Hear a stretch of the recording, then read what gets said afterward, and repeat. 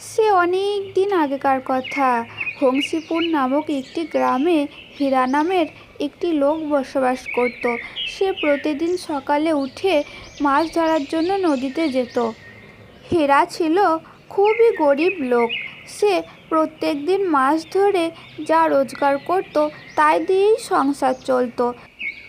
হীরার সংসারে দুজন লোক ছিল, তার মা এবং তার বউ। একদিন হীরা খুব সকাল সকাল উঠে পড়ল মাছ ধরতে যাওয়ার জন্য এবং সে রওনা দিল নদীতে যাওয়ার জন্য। ও বউ, আসছি। মা, আসছি। হ্যাঁ বাবা, সাবধানে যাস, দুগ্গা দুগ্গা। এরপর হীরা বেরিয়ে পড়ে নদীতে যাওয়ার জন্য। এরপর হীরা নদীতে যায় এবং নদীতে তার নৌকা নিয়ে সে বেরিয়ে পড়ে গভীর সমুদ্রে পাড়ি দেওয়ার জন্য। সে মনের আনন্দে চলতেই থাকে চলতেই থাকে।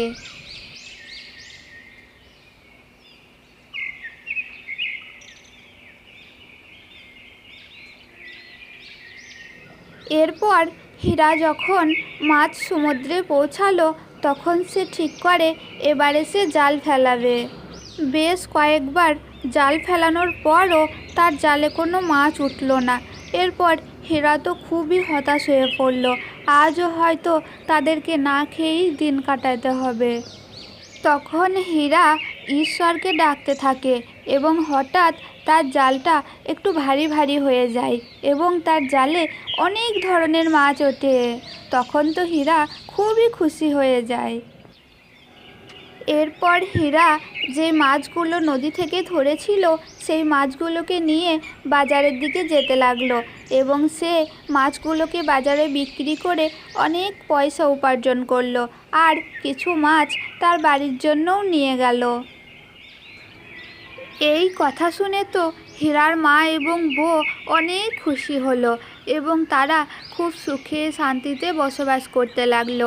ঈশ্বরের কৃপায় তাদের আর কোনো অর্থকষ্ট থাকলো না। তো বন্ধুরা, এই গল্পটি তোমাদের কেমন লাগলো? যদি ভালো লাগে তাহলে অবশ্যই চ্যানেলটাকে একটি সাবস্ক্রাইব করে দেবে এবং একটি লাইক করে দেবে। ধন্যবাদ সকলকে।